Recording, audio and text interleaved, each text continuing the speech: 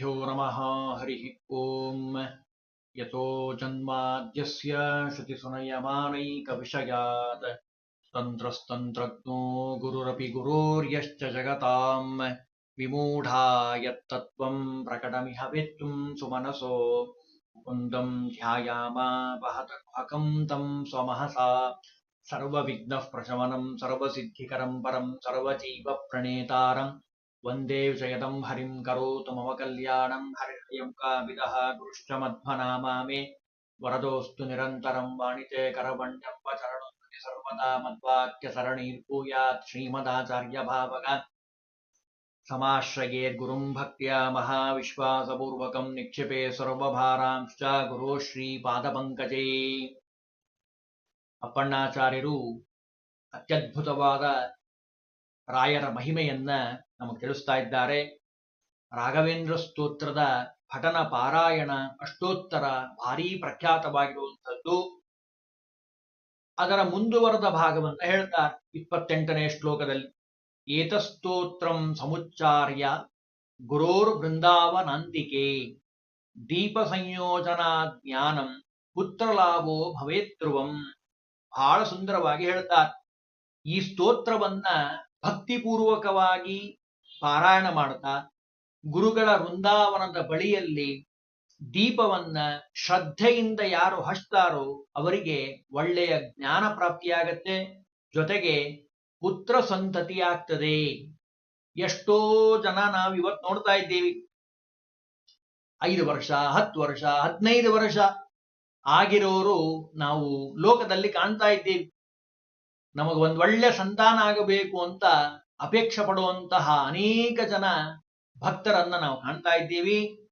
ಯಾರು ವೃಂದಾವನದ ಮುಂದೆ ಭಕ್ತಿಯಿಂದ ಸ್ತೋತ್ರವನ್ನ ಮಾಡ್ತಾ ಈ ರಾಯರ ಸ್ತೋತ್ರವನ್ನ ದೀಪವನ್ನ ಹಚ್ತಾರೋ ಅವರಿಗೆ ಒಳ್ಳೆಯ ಜ್ಞಾನ ಪುತ್ರಲಾಭ ಪ್ರಾಪ್ತಿಯಾಗತ್ತೆ. ಯಾಕೆ ಅಂದ್ರೆ ಅದಕ್ಕೆ ಒಂದು ಉದಾಹರಣೆಯನ್ನ ಹೇಳ್ತಾರೆ. ನಾವು ಹಿಂದೆ ಹೇಳಿದ್ದೀವಿ, 1200 ಲಕ್ಷ್ಮೀನಾರಾಯಣ ಸಾಲಿಗ್ರಾಮಗಳನ್ನ ವೃಂದಾವನದಲ್ಲಿ ಇರಿಸಿದ್ದಾರೆ. ಭಗವಂತ ಸಾಕ್ಷಾತ್ತಾಗಿ ಕೂತಿದ್ದಾನೆ.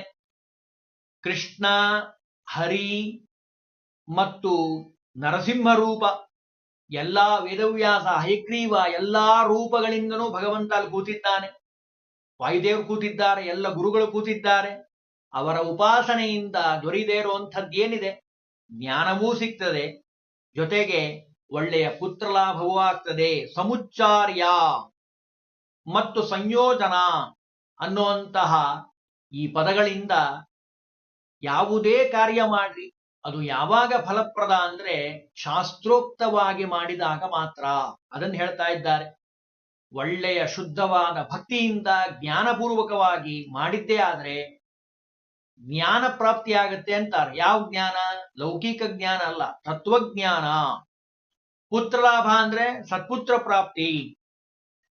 ಪುತ್ರ ಅನ್ನೋ ಶಬ್ದಕ್ಕೆ ಮುಖ್ಯವಾದ ಅರ್ಥ ತ್ರಾತಾತ ಏವ ನರಕಾತ್ ಸಹಿಪುತ್ರ ನಾಮ.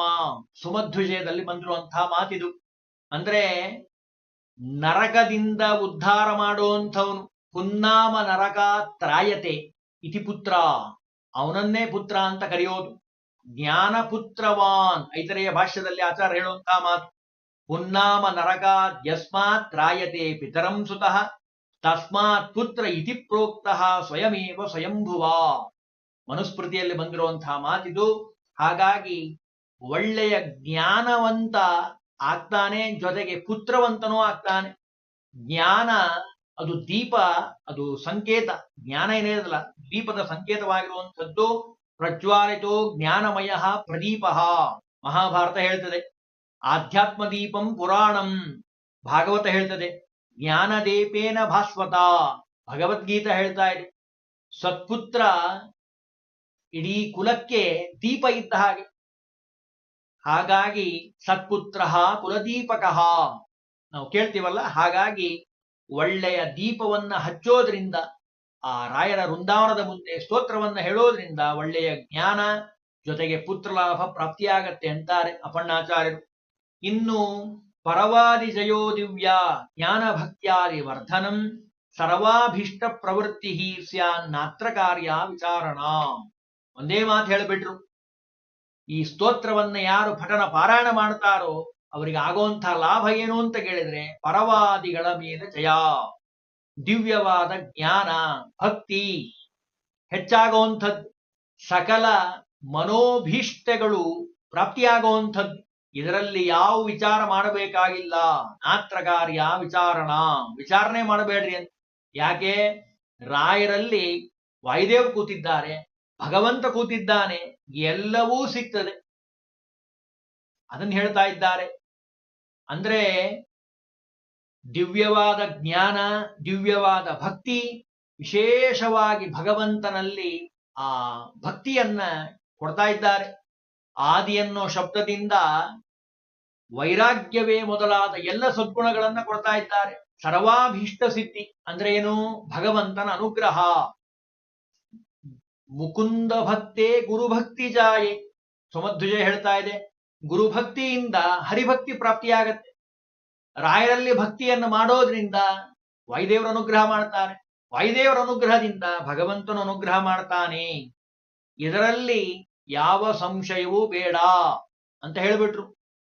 ಇನ್ನು ಅಂದ್ರೆ ಈ ಸ್ತೋತ್ರವನ್ನ ಪಠನ ಪಾರಾಯಣ ಮಾಡೋದ್ರಿಂದ ಉತ್ತಮವಾದ ಫಲ ಸಿಕ್ಕೇ ಸಿಗ್ತದೆ, ಅದರಲ್ಲಿ ಯಾವ ಸಂಶಯ ಇಲ್ಲ, ಬೇಡ ಅಂತ ಹೇಳಿಬಿಟ್ರು. ಇನ್ನು ಮುಂದೆ ಹೇಳ್ತಾರೆ, ರಾಜಚೋರ ಮಹಾವ್ಯಾಘ್ರ ಸರ್ಪ ನಕ್ರಾದಿ ಪೀಡನಂ ನ ಜಾಯತೆ ತಸ್ಯ ಸೂತ್ರಸ್ಯ ಪ್ರಭಾವಾನ್ ನಾತ್ರ ಸಂಶಯ. ಎಷ್ಟು ಸುಂದರವಾಗಿ ಹೇಳ್ತಾರೆ ನೋಡಿ. ಅಂದ್ರೆ ಈ ಸ್ತೋತ್ರವದ ಪ್ರಭಾವದಿಂದ ರಾಜ, ಚೋರ ಅಂದ್ರೆ ಕಳ್ಳರು, ಹುಲಿಯಾಗಿರಬಹುದು, ಸರ್ಪ ಆಗಿರಬಹುದು, ನಕ್ರ ಅಂದ್ರೆ ಮೊಸಳೆ ಆಗಿರಬಹುದು, ಇವ್ಯಾವುದರ ಬಾಧೆ ನಿಮಗುಂಟಾಗೋದಿಲ್ಲವಾ? ಅಲ್ರಿ ರಾಜನಿಂದ ಏನ್ ಭಯ ಆಗ್ತದೆ ಅಂತ ನೀವು ಕೇಳಿದ್ರೆ ಭಾಗವತವನ್ನ ಶ್ರವಣ ಮಾಡಿರೋರು ಗೊತ್ತಾಗತ್ತೆ. ರಾಜ ವೇನ ಅಂತ ಇದ್ದ, ಮಹಾದುಷ್ಟನಾಗಿರುವಂಥವ್ರು, ದೇವ್ರಿಲ್ಲ, ಧರ್ಮ ಇಲ್ಲ, ನಾನೇ ದೇವ್ರು ಅಂತ ಹೇಳುವಂತಹ ರಾಜ ಬಂದು ಕೂತ್ಕೊಂಡ್ರೆ ಏನ್ ಧರ್ಮ ಮಾಡ್ಲಿಕ್ಕೆ ಸಾಧ್ಯ? ಅಂತಹ ರಾಜರಿಂದ ಭಯ ಆಗೋದು ಆಗಿರಬಹುದು. ಚೋರ ಭಯ, ಮನೆಯಲ್ಲಿರುವಂತಹ ಅಪರೂಪದ ಪದಾರ್ಥಗಳನ್ನ ಕತ್ತುಕೊಂಡು ಹೋಗುವಂತವ್ರಾಗಿರ್ಬೋದು. ವ್ಯಾಘ್ರ ಭಯ ಅಂದ್ರೆ ಕಾಡಿನಲ್ಲಿ, ಈಗೆಲ್ಲ ಮನೆ ವ್ಯವಸ್ಥೆ ಇದೆ, ನಡೀತದೆ, ಏನ್ ತೊಂದರೆ ಇಲ್ಲ. ಹಿಂದೆಲ್ಲ ಕಾಡಿನಲ್ಲೇ ವಾಸ ಮಾಡಬೇಕು. ವ್ಯಾಘ್ರ ಭಯ, ಎಲ್ಲಿ ಹುಲಿ ಬರ್ತದೋ ಸಿಂಹ ಬರ್ತದೋ ಗೊತ್ತಿಲ್ಲ. ಕ್ರೂರ ಪ್ರಾಣಿಗಳಿಂದ ಒದಗುವಂತ ಭಯ ಆಗಿರಬಹುದು. ಸರ್ಪಗಳು ಓಡಾಡ್ತಿರ್ತಾವೆ, ಅದರ ಭಯ ಆಗಿರಬಹುದು. ನಾನಾ ವಿಧವಾದ ವಿಷ ಜಂತುಗಳ ಭಯ ಆಗಿರಬಹುದು. ನೀರಿನಲ್ಲಿ ಸ್ನಾನ ಮಾಡ್ಲಿಕ್ಕೆ ಹೋದಾಗ ನದಿಯಲ್ಲಿ ಮೊಸಳೆಗಳ ಭಯ ಆಗಿರಬಹುದು. ಇವೆಲ್ಲದರಿಂದ ಬಿಡುಗಡೆ ಆಗ್ತದೆ ಈ ಮಂತ್ರದ ಪ್ರಭಾವದಿಂದ. ಆಮೇಲೆ ಭಯಗಳು ಅಂತ ಏನಿದ್ದಾವಲ್ಲ, ಅವು ಅನಿರೀಕ್ಷಿತವಾಗಿ ಬರುವಂಥದ್ದು. ಯಾವಾಗ ಬರ್ತದೆ ಭಯ ಅಂತ ಗೊತ್ತಿಲ್ಲ. ಅದಕ್ಕೆ ರಾಯರ ಸ್ತೋತ್ರದ ಪಠನ ಪಾರಾಯಣದಿಂದ ಈ ಎಲ್ಲಾ ಭಯಗಳು ಪರಿಹಾರ ಆಗಿ ನಾರಾಯಣ ಕವಚವನ್ನ ಹೇಳಿದ್ರೆ ಹೆಂಗಾಗ್ತದಲ್ಲ, ಆ ಮಂತ್ರದ ಸಿದ್ಧಿ ಭಾಗವತಾದಿ ಗ್ರಂಥಗಳಲ್ಲಿ ಪ್ರಸಿದ್ಧವಾಗಿರುವಂಥದ್ದು. ರಾಘವೇಂದ್ರ ಸ್ವಾಮಿಗಳು ಭಗವಂತನ ಅನುಗ್ರಹವನ್ನ ಪಡೆದಂಥವ್ರು, ಸಾಕ್ಷಾತ್ತಾಗಿ ಭಗವಂತನ ಅನುಗ್ರಹವನ್ನ ಪಡೆದಂಥವ್ರು, ವಾಯುದೇವರ ಅನುಗ್ರಹ ಪಡೆದಂಥವ್ರು. ಹಾಗಾಗಿ ಅವರಲ್ಲಿ ಭಗವಂತನ ವಿಶೇಷ ವಿಭೂತಿ ರೂಪ ಇದೆ. ಹಾಗಾಗಿ ಇವ್ಯಾವ ಪೀಡೆಗಳು ನಮ್ಮ ಹತ್ರ ಬರೋದಿಲ್ಲ. ರಾಯರ ಸ್ಮರಣೆಯನ್ನ ಮಾಡಿದ್ರೆ ಸಾಕು, ಎಲ್ಲಾ ರೀತಿಯ ಭಯದಿಂದ ಬಿಡುಗಡೆಯಾಗಿ ಅವರಿಗೆ ಎಲ್ಲಾ ರೀತಿಯ ಸುಖವನ್ನ ಭಗವಂತ ಕೊಡ್ತಾ ಇದ್ದಾನೆ. ಕೊನೆಗೊಂದು ಮಾತು ಹೇಳ್ತಾರೆ, ಯೋ ಭಕ್ತ್ಯ ಗುರು ರಾಘವೇಂದ್ರ ಚರಣ ದ್ವಂದ್ವಂ ಸ್ಮರಂ ಯಃ ಪಡೇ ಸ್ತೋತ್ರಂ ದಿವ್ಯಮಿದಂ ಸದಾ ನಹಿ ಭವೇ ತಸ್ಯಾ ಸುಖಂ ಕಿಂಚನ ಕಿಂ ತುಷ್ಟಾರ ಸಮುದ್ದರೇವ ಕಮಲ ನಾದ ಪ್ರಸಾದೋದಯ ಕೀರ್ತಿರ್ದಿಗ್ವಿಜಿತ ವಿಭೂತಿರತಲ ಸಾಕ್ಷಿ ಹಯಾಸ್ಯೋತ್ರಹಿ. ಬಹಳ ಸುಂದರವಾದ ಶ್ಲೋಕ ಇದು. ಕೊನೆಗೊಂದು ಮಾತು ಹೇಳ್ಬಿಡ್ತಾರೆ ನೋಡ್ರಪ್ಪ, ಯೋ ಭಕ್ತ್ಯ, ಭಕ್ತಿಯಿಂದ ಯಾರು ರಾಯರ ಎರಡೂ ಚರಣಗಳನ್ನ, ಪಾದವನ್ನ ಗಟ್ಟಿಯಾಗಿ ಹಿಡಿದು ಈ ಸ್ತೋತ್ರವನ್ನ ಯಾರು ಪಠನ ಪಾರಾಯಣ ಮಾಡ್ತಾರೋ ಅವರಿಗೆ ದುಃಖದ ಲವಲೇಶ ಇರೋದಿಲ್ಲ. ಲಕ್ಷ್ಮೀಪತಿಯಾಗಿರುವಂತಹ ಹರಿಯ ಅನುಗ್ರಹ ಅವರಿಗೆ ಸಿದ್ಧಿಯಾಗುವಂಥದ್ದು. ಅಷ್ಟೇ ಅಲ್ಲ, ಮಹಾ ಸಂಪತ್ತು ಅವರ ಹತ್ರ ಬರುವಂಥದ್ದು. ಇದಕ್ಕೆ ಸಾಕ್ಷಿ ಯಾರು ಅಂತ ಕೇಳಿದ್ರೆ ಹಯಾಸ್ಯೋತ್ರಹಿ, ಹಯಗ್ರೀವ ದೇವರೇ ಇದಕ್ಕೆ ಸಾಕ್ಷೀಭೂತರಾಗಿರುವಂಥವ್ರು. ನಾನು ಪ್ರಾರಂಭದಲ್ಲೇ ಹೇಳಿದ್ದೇನೆ, ರಾಯರ ಸ್ತೋತ್ರ ಹೇಳಬೇಕಾದ್ರೆ ಶ್ರೀಪೂರ್ಣ ಬೋಧ ರಾಯರ ಸ್ತೋತ್ರ ಅಪ್ಪಣ್ಣಾಚಾರ್ಯರು ಮಂತ್ರಾಲಯದ ರಾಘವೇಂದ್ರ ಸ್ವಾಮಿಗಳ ದರ್ಶನಕ್ಕೆ ಧಾವಿಸಿ ಬರುವಂತಹ ಸಂದರ್ಭದಲ್ಲಿ ಹೇಳಿರುವಂಥದ್ದು. ಮೊದಲು ಆಚಾರ್ಯರ ಹೆಸರಿದೆ, ವಾಯು ಜೀವೋತ್ತಮತ್ವ, ಕೊನೆಗೆ ಸಾಕ್ಷಿ ಹಯಾಸ್ಯೋತ್ರಹಿ, ಸರ್ವೋತ್ತಮನಾಗಿರುವಂತಹ ಭಗವಂತ ಹಯಗ್ರೀವ ದೇವರ ಒಂದು ಇರುವಂಥದ್ದು ಹೆಸರು ಸಾಕ್ಷಿ ಪ್ರಮಾಣ ಭೂತೋಸ್ತಿ. ವ್ಯಾಖ್ಯಾನದಲ್ಲೆಲ್ಲ ಬರೀತಾರೆ ಬಹಳ ವಿಸ್ತಾರವಾಗಿ. ಇವು ಅತಶ್ಚ ಭುಕ್ತ ಫಲೆ ನ ವ್ಯತ್ಯಾಸ ಇತಿ ಸತ್ಸಂಪ್ರದಾಯ. ವ್ಯಾಖ್ಯಾನದಲ್ಲಿ ಬಹಳ ಸುಂದರವಾಗಿ ಹೇಳ್ತಾರೆ. ಯೋ ಯೋ ಧೂಮವಾನ್ ಸೋಸೋ ಅಗ್ನಿಮಾನ್ ಅಂತ ಹೇಳದ ಹಾಗೆ, ಯದೇವ ವಿದ್ಯೆಯ ಕರೋತಿ ಶ್ರದ್ಧೆಯ ಉಪನಿಷದ ತದೇವ ವೀರ್ಯವತ್ತರಂ ಭವತಿ. ಚಾಂದೋಗ್ಯ ಉಪನಿಷತ್ ಹೇಳುವಂತ ಮಾತು, ಯಾವುದೇ ಕರ್ಮ ಮಾಡಬೇಕಾದ್ರೆ ಜ್ಞಾನಪೂರ್ವಕವಾಗಿ ಮಾಡಬೇಕು, ಶ್ರದ್ಧಾ ಭಕ್ತಿಯಿಂದ ಮಾಡಬೇಕು. ಅದಕ್ಕೆ ಒಂದು ಮಾತು ಹೇಳಿದ್ರು, ರಾಯರಲ್ಲಿ ಆ ಪಾದದಲ್ಲಿ ಭಕ್ತಿಯನ್ನ ಯಾರು ಮಾಡ್ತಾರೋ ಅದು ಸಕಲ ದೇವತಾ ಅನುಗ್ರಹ ಪ್ರಾಪ್ತಿಗೆ ಕಾರಣವಾಗಿರುವಂಥದ್ದು. ದಿವ್ಯವಾಗಿರುವಂತಹ ಸ್ತೋತ್ರ, ಗಾತ್ರದಲ್ಲಿ ಚಿಕ್ಕದಾಗಿದ್ರು ಗುರುಗಳ ಮಹಿಮೆಯನ್ನ ಸುಂದರವಾಗಿ ಸತ್ಸಂಪ್ರದಾಯ ಬದ್ಧವಾಗಿ ವರ್ಣನೆ ಮಾಡಿರುವಂಥದ್ದು, ಅಪೂರ್ವವಾದ ಅರ್ಥಗಳನ್ನ ಹೊಳಿಸುವಂಥದ್ದು. ಇದರ ಪಠನ ಪಾರಾಯಣವನ್ನ ನಿತ್ಯ ಯಾರು ಮಾಡ್ತಾರೋ, ಕಮಲನಾಥ ಅಂದ್ರೆ ಬ್ರಹ್ಮದೇವರ ಜನನ ಆಗಿರುವಂಥದ್ದು ಕಮಲ, ಪದ್ಮದಲ್ಲಿ ಅವರು ಅವತಾರ ಮಾಡಿರುವಂಥದ್ದು. ಲಕ್ಷ್ಮೀದೇವಿಯ ಒಡೆಯನಾಗಿರುವಂತಹ ಭಗವಂತ ಕಮಲಾನಾಥ ಆಗಿರುವಂತಹ ನಾರಾಯಣ ಏನಿದ್ದಾನಲ್ಲ, ಅವನ ಅನುಗ್ರಹದಿಂದ ಎಲ್ಲವೂ ಸಿದ್ಧಿಯಾಗ್ತದೆ. ಕೀರ್ತಿ ದಿಕ್ಕು ದಿಕ್ಕುಗಳಲ್ಲಿ ಪಸರಿಸೋ ಹಾಗೆ ರಾಯರು ಅನುಗ್ರಹವನ್ನ ಮಾಡ್ತಾರೆ. ದೇವಲೋಕದಲ್ಲಿ ಎಲ್ಲ ಕಡೆ ಬರುವಂತ ಹಾಗೆ ಭಗವಂತ ಮಾಡ್ತಾನೆ. ವಿಭೂತಿ ಅಂದ್ರೆ ವಿಶಿಷ್ಟವಾದ ಭೂತಿ, ಭೂತಿ ಅಂದ್ರೆ ಮಹಾಸಂಪತ್ತು ಅಂತ ಅರ್ಥ ಇದೆ. ಧನ ಕನಕಾದಿ ವಸ್ತು ವಾಹನಗಳನ್ನೆಲ್ಲವನ್ನು ವಿದ್ಯಾರೂಪದಲ್ಲಿ ದೈವಿ ಸಂಪತ್ತನ್ನ ಭಗವಂತ ಕೊಡ್ತಾ ಇದ್ದಾನೆ. ಅದಕ್ಕೆ ಒಂದು ಮಾತು ಹೇಳ್ತಾರೆ ನೋಡಿ ಬ್ರಹ್ಮಸೂತ್ರ ಭಾಷ್ಯದಲ್ಲಿ, ಗುರುಪ್ರಸಾದೋ ಬಲವಾನ್ ತಸ್ಮಾತ್ ಬಲವತ್ತರಹ. ಗುರುಗಳ ಅನುಗ್ರಹ ಆದ್ರೆ ಎಲ್ಲವೂ ಸಿದ್ಧಿ ಆಗ್ತದೆ. ಸಾಕ್ಷಿ ಹಯಾಸ್ಯೋತ್ರಹಿ ಅಂತ ಇದೆ, ಅದು ಸಪ್ತಾಕ್ಷರಿಯಾಗಿರುವಂಥದ್ದು. ಇದು ಸ್ವತಃ ವೃಂದಾವನದಲ್ಲಿ ನೆಲೆಸಿರುವಂತಹ ರಾಘವೇಂದ್ರ ಸ್ವಾಮಿಗಳ ವಾಣಿಯಾಗಿರುವಂಥದ್ದು. ಅಂದ್ರೆ ಇಲ್ಲಿ ಹೇಳಿರುವಂತಹ, ಇಲ್ಲಿವರೆಗೂ ಹೇಳಿರುವಂತಹ ಸ್ತೋತ್ರಗಳಿಗೆ ಸಾಕ್ಷಿ ಅದು ಹಯಗ್ರೀವ ದೇವರು. ಹಯಗ್ರೀವ ದೇವರು ನಿಂತು ಎಲ್ಲವನ್ನೂ ಅನುಗ್ರಹವನ್ನ ಮಾಡ್ತಾರೆ ಅಂತ ಹೇಳಿ ರಾಯರ ಬಾಯಲ್ಲಿ ಬಂದಿರುವಂತಹ ಮಾತು. ರಾಘವೇಂದ್ರ ಸ್ತೋತ್ರ ಅಷ್ಟೋತ್ತರದಲ್ಲಿ ಪಠನ ಮಾಡುವಂತಹ ಮಂತ್ರ ಇದೆ ಅಲ್ಲ, ಶ್ರೀ ಓಂ ಶ್ರೀ ರಾಘವೇಂದ್ರಾಯ ನಮಃ, ಅದು ವಿಶೇಷವಾಗಿ ಸಕಲ ಮಂತ್ರಗಳಿಗೂ ಬೇಕಾದಷ್ಟು ಉತ್ತರವನ್ನು ಕೊಟ್ಟಿದ್ದಾರೆ. ಅದರಲ್ಲೂ ಎಲ್ಲಾ ಮಂತ್ರಗಳಿಗೆ ರಾಜ ಅಂತ ಅನಿಸ್ಕೊಂಡಿರುವಂಥದ್ದು ಅಂದ್ರೆ ವಿದ್ಯೆಗೆ ಅಧಿದೇವತೆ ಆಗಿರುವಂತಹ ರೂಪ ಅದು ಹಯಗ್ರೀವ ರೂಪಿ ಭಗವಂತ. ಅದಕ್ಕೆ ಹೇಳ್ತಾರೆ ದತ್ತವ್ಯಾಸಾದಿ ರೂಪೇಶು ಜ್ಞಾನ ಕಾರ್ಯ ಸ್ತಥಾ ಪ್ರಭು, ತಾತ್ಪರ್ಯ ನಿರ್ಣಯದಲ್ಲಿ ಬಂದಿರುವಂತಹ ಮಾತು. ಹಾಗಾಗಿ ರಾಘವೇಂದ್ರ ಸ್ವಾಮಿಗಳವರ ಆರಾಧನೆಯ ಮುನ್ನ ನೋಡಿ, ಪರೀಕ್ಷೆ ಮಾಡಿ ನೋಡಿ. ಈ ವರ್ಷ ಎಲ್ಲರಿಗೂ ಗೊತ್ತಿರುವಂತಹ ವಿಷಯನೇ, ಕೆಲವರು ಗೊತ್ತಿದೆ ಕೆಲವರು ಗೊತ್ತಿಲ್ಲ. ರಾಯರ ಆರಾಧನೆ ಬರೋಕ್ಕಿಂತ ಒಂದು ದಿವಸ ಮುಂಚೆ, ಅಂದ್ರೆ ಸಾಮಾನ್ಯವಾಗಿ ಹುಣ್ಣಿಮೆಯ ಕಾಲದಲ್ಲಿ, ಪರ್ವಕಾಲದಲ್ಲಿ ಹಯಗ್ರೀವ ಜಯಂತಿ ಆಗುವಂಥದ್ದು. ಅದಾದ ಮೇಲೆ ರಾಯರ ಆರಾಧನೆ, ಆಮೇಲೆ ಕೃಷ್ಣ ಜಯಂತಿ ಆಗುವಂಥದ್ದು. ಎರಡು ಭಗವದ್ ಅವತಾರ ಜಯಂತಿಯ ಮಧ್ಯದಲ್ಲಿ ವೃಂದಾವನವನ್ನ ಪ್ರವೇಶ ಮಾಡಿದಂತಹ ಶ್ರಾವಣ್ಯಾಂ ಶ್ರವಣೇ ಜಾತಃ ಪೂರ್ವಂ ಹಯಶಿರಾ ಹರಿಹಿ ಜಗದಾ ಸಾಮವೇದಂತು ಸರ್ವಕಲ್ಮಷ ನಾಶನಂ ಸ್ನಾತ್ವಾ ಸಂಪೂಜಯೇ ತಂತು ಶಂಖಚಕ್ರ ಗದಾಧರಂ. ಕಲ್ಪತರು ನಿರ್ಣಯ ಸಿಂಧುದಲ್ಲಿ ಬಂದಿರುವಂತಹ ಮಾತು. ಹೀಗೆ ಆ ಹಯಗ್ರೀವ ದೇವರ ಸ್ಮರಣೆಯನ್ನ ಯಾರು ಮಾಡ್ತಾರೋ ಬಹಳ ವಿಶೇಷವಾಗಿರುವಂಥದ್ದು. ಆಚಾರ್ಯರ ಸರ್ವೂಲ ಗ್ರಂಥಗಳಲ್ಲಿ ಬಿಲ್ವಮಂಗಲ ಸಾಧುಹು ಅಂತನ್ನುವಂತಹ ಸಪ್ತಾಕ್ಷರಿಯು ಸೇರಿರೋದನ್ನ ನಾವು ಕಾಣ್ತೀವಿ. ಇದೇ ಮಾತೆ ರಾಯರ ಬಾಯಲ್ಲಿ ಬಂದಿರುವಂಥದ್ದು. ಅಂದ್ರೆ ಶ್ರೀ ಗುರುಭ್ಯೋ ನಮಃ ಹರಿಹಿ ಓಂ. ಯಾವುದೇ ಮಂತ್ರ ಹೇಳಬೇಕಾದ್ರೆ ನಾವು ಹೇಳುವಂಥದ್ದು ಗುರುಗಳ ಸ್ಮರಣೆ, ಶ್ರೀಪೂರ್ಣ ಬೋಧ, ಆಮೇಲೆ ಸರ್ವೋತ್ತಮನಾದ ಶ್ರೀ ಗುರುಭ್ಯೋ ನಮಃ, ಗುರುಗಳ ಸ್ಮರಣೆ ಆಗಬೇಕು. ಆಮೇಲೆ ಹರಿಹಿ ಓಂ, ಹರಿ ಯಾರು ಭಗವಂತ ಸಾಕ್ಷಿ ಹಯಗ್ರೀವ ದೇವರು ಅಲ್ಲಿರುವಂಥದ್ದು.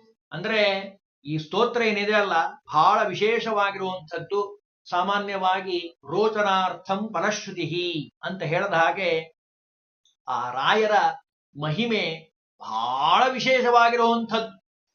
ಅದರಲ್ಲಿ ಒಂದೆರಡು ಮಾತನ್ನು ನಾನು ಹೇಳಿದ್ದೀನಿ ಅಂತಾರೆ. ಕೊನೆಗೊಂದು ಮಾತು ಹೇಳ್ಬಿಡ್ತಾರೆ, ಇದಿ ಶ್ರೀ ರಾಘವೇಂದ್ರಾರ್ಯ. ನಾನು ಹೇಳಿದ್ದೀನಿ ಅಂತ ಅನ್ಕೋಬೇಡ್ರಿ, ಗುರುಗಳ ಅನುಗ್ರಹದಿಂದ ಹೇಳಿದ್ದೀನಿ ಅಂತಾರೆ. ಎಷ್ಟು ವಿನಯ ನೋಡ್ರಿ ಅಪ್ಪಣ್ಣಾಚಾರ್ಯದ್ದು. ಇತಿ ಶ್ರೀ ರಾಘವೇಂದ್ರಾರ್ಯ ಗುರುರಾಜ ಪ್ರಸಾದತಃ ಕೃತಂ ಸ್ತೋತ್ರವಿದಂ ಪುಣ್ಯಂ ಶ್ರೀಮದ್ವಿರಪಣಾವಿದೈಹಿ. ಅಪ್ಪಣ್ಣಾಚಾರ್ಯರು ಅವರಿಂದ ರಚಿತವಾಗಿರುವಂತಹ ಗುರುರಾಜರ ಅನುಗ್ರಹದಿಂದ ಶ್ರೀಮಂತರಾಗಿರುವಂಥವ್ರು ಗುಣದಿಂದ. ಯಾರು? ಅಪ್ಪಣ್ಣಾಚಾರ್ಯರು. ಅವರು ಇದರಿಂದ ರಚನೆ ಮಾಡಿರುವಂತಹ ಸ್ತೋತ್ರ ಅದೇ. ಅಂದ್ರೆ ನೋಡಿ, ಯಾರಿಗೆ ವಿದ್ಯೆ ಫಲಿಸ್ತದೆ ಅನ್ಲಿಕ್ಕೆ ತಂತ್ರಸಾರ ಸಂಗ್ರಹದಲ್ಲಿ ಒಂದು ಮಾತು ಹೇಳ್ತಾರೆ ಆಚಾರ್ಯರು. ಶುಭಾಂಧ್ಯಾಯಂತಿ ಏಕಾಮಾನ್ ಗುರುದೇವ ಪ್ರಸಾದಜಾನ್ ಇತರಾನ್ ಆತ್ಮವಾಪೋತ್ಥಾನ್ ತೇಷಾಂ ವಿದ್ಯಾ ಫಲಿಷ್ಯತಿ. ನನಗೆ ಬಂದಿರುವಂತಹ ಸಂಪತ್ತಾಗಿರಬಹುದು, ಜ್ಞಾನ ಆಗಿರಬಹುದು, ಎಲ್ಲವೂ ಗುರುದೇವತಾ ಅನುಗ್ರಹದಿಂದ ಬಂದಿದೆ ಅಂತ ಯಾರು ತಿಳಿತಾರೋ ಅವರಿಗೆ ಎಲ್ಲವೂ ದೊರೆಯುತ್ತದೆ.